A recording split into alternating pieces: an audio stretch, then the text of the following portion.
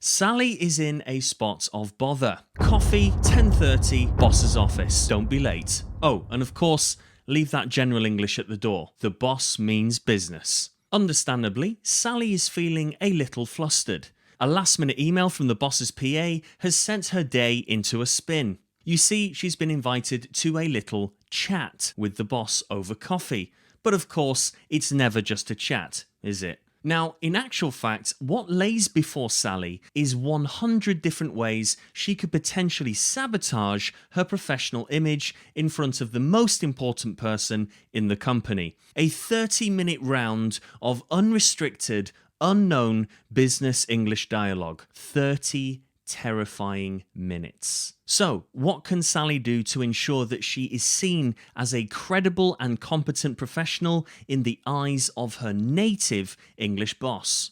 Now, Sally has learnt that in such a scenario, there are essentially only a few elements of professional communication that will help her appear professional and in control. But as she passes into the outer office, she's still trying to remember what they are. She nods nervously at the PA and takes a moment to steady herself before reaching for the door handle to the boss's office. At the last moment, as she cracks the door, she has a flash of inspiration from a podcast she listens to with some advice that she knows is going to save the day. And that advice goes a little like this. Ladies and gentlemen, welcome to the Business English Podcast, helping professionals communicate more effectively, more confidently, and with impact. With your host, Rob. From Energetic English, let's get down to business.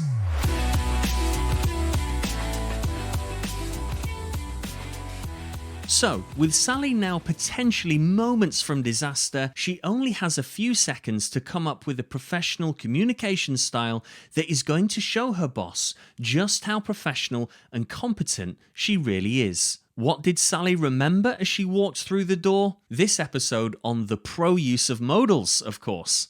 Whoa. Hang on there a minute, Rob, me old China. You mean to tell me that something as basic and boring as modal verbs, those horribly awkward, half a sort of but not quite verb things we learnt in general English, can be used in high-stakes business contexts? Oh yes, and not just used. They can be deployed with such effectiveness that they form the backbone of some of the most effective business communication techniques that you can use in so many professional scenarios. From requests to obligations, sensitivities to precision, or my personal favourite, offering advice and suggestions in a smooth and professional manner. In a nutshell, there is no better place to truly witness the immense impact and utility of modal verbs than in business English with professional contexts. So before I go on and let the cat out of the bag too quickly, let's just pump the brakes a second and take a walk down memory lane to remind ourselves about some of the core principles behind modal verbs.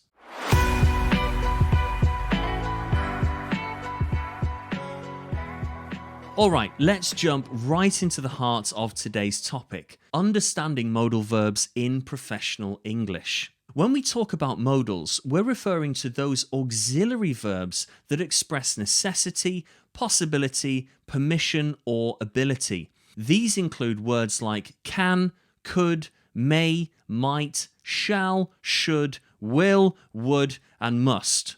Now, I know that sounds like a lot, but don't worry, hang in there. We're going to roll through them nice and slowly and break them down for each business context. Now, you must understand, they're like the spices of language. Just a pinch can change the entire flavour of a sentence. In a professional setting, using the right modal verb is key to not just conveying your message, but also setting the tone of your communication. As I mentioned just now, it's about being assertive without being aggressive, being polite without sounding uncertain, and showing flexibility while maintaining control. Let's start with can and could, which are often used to express ability and possibility. In the workplace, can is direct, You're stating a fact or asking directly. For example, can you complete the report by Friday? It's straightforward and to the point. Could, on the other hand, softens the request, making it more polite. Could you complete the report by Friday? It suggests a sense of consideration for the other person's ability or workload. Next up, we have may and might, which are your go-to modals for expressing permission and possibility.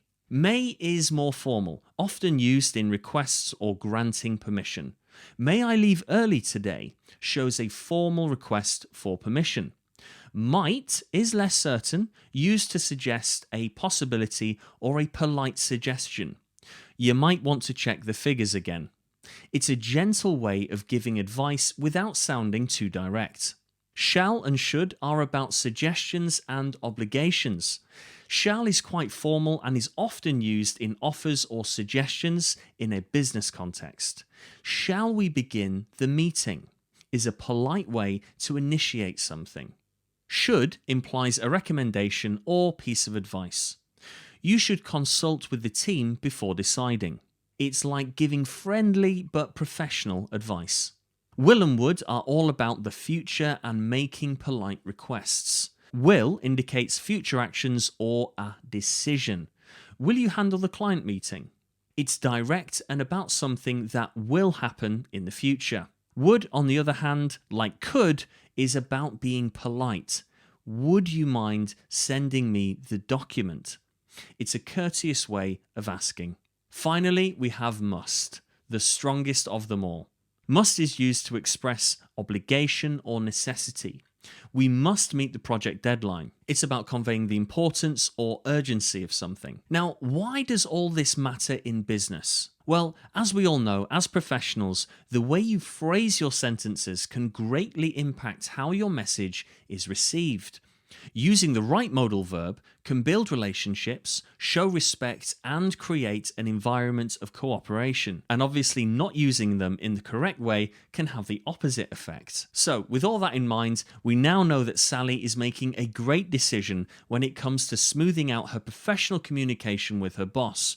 The use of modals in her chat with the boss is going to allow her to appear dynamic yet powerful in all that she says. We'll delve deeper into each of these modals with specific phrases and contexts in the next section, so stay tuned.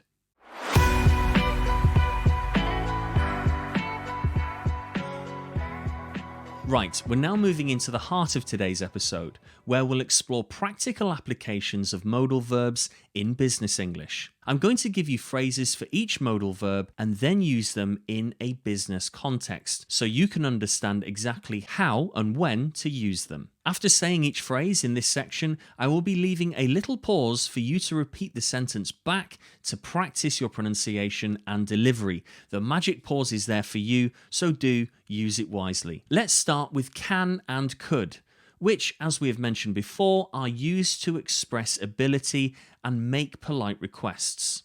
For example, can you provide the report by Monday? Can you provide the report by Monday?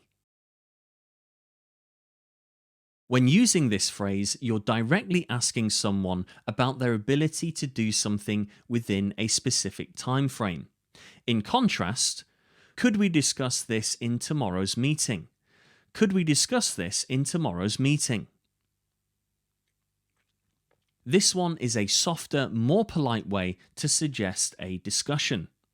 Next, we have may and might, which are used for possibility and polite permission. When you say, you may want to consider the latest market trends, you may want to consider the latest market trends.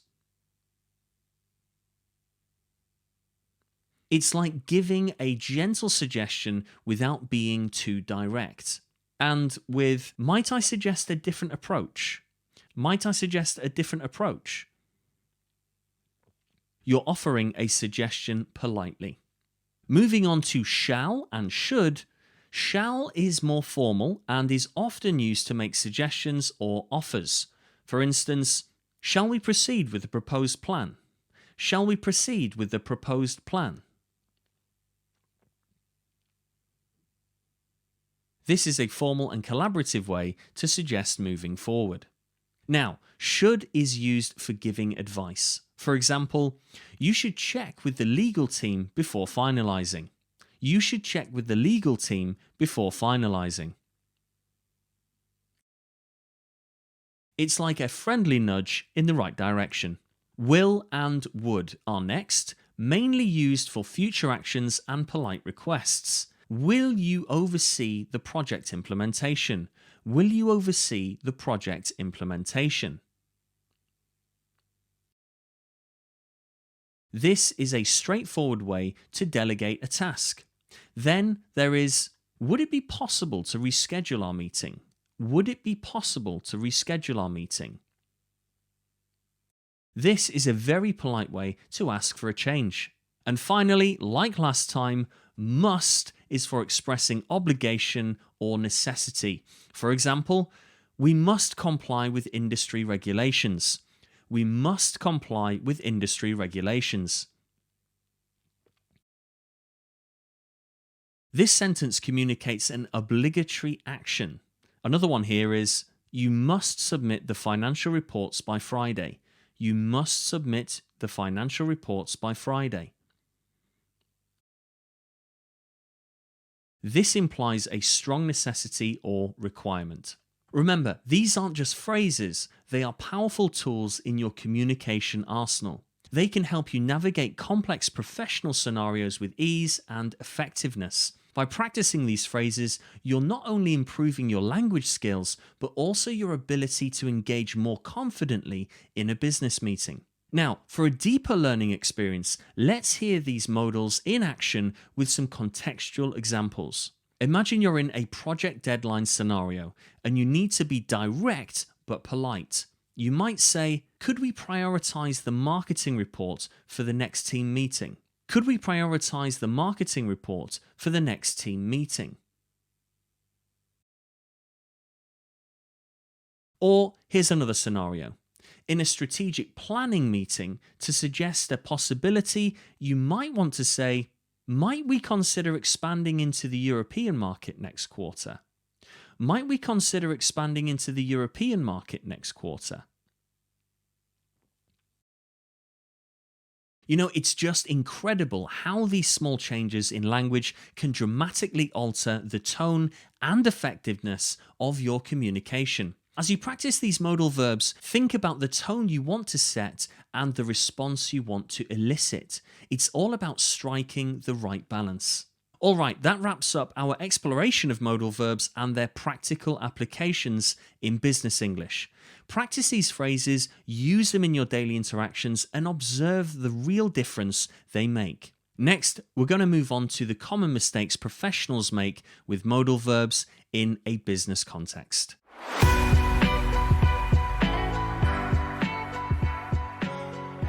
Now, let's address something that's equally important as knowing how to use modals, recognizing and avoiding common mistakes with them in a business context.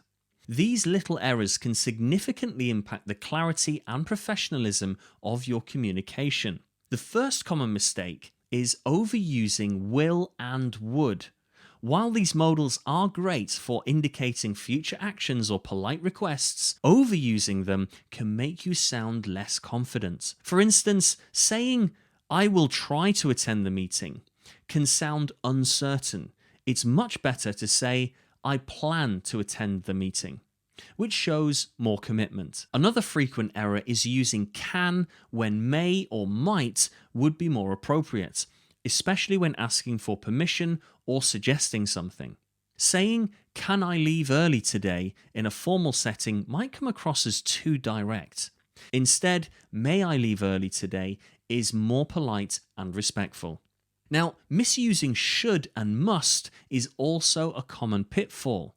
As we know, should implies a recommendation, while must implies an obligation. Saying you must consider our proposal can sound too authoritative, can sound too pushy, and might put off your colleagues or clients. A better approach would be, you should consider our proposal, which is more of a suggestion than a command.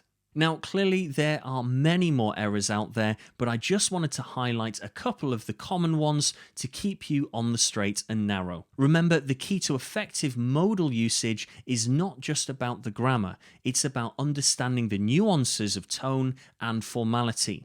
These subtle shifts can make a big difference in how your message is received and perceived, especially when speaking business English to people external to your company and, of course, with senior management. With that in mind, before we wrap up this section, I want to leave you with a quick tip. Always consider the context and your relationship with the person you're communicating with. This will guide you in choosing the most appropriate modal verb for the situation.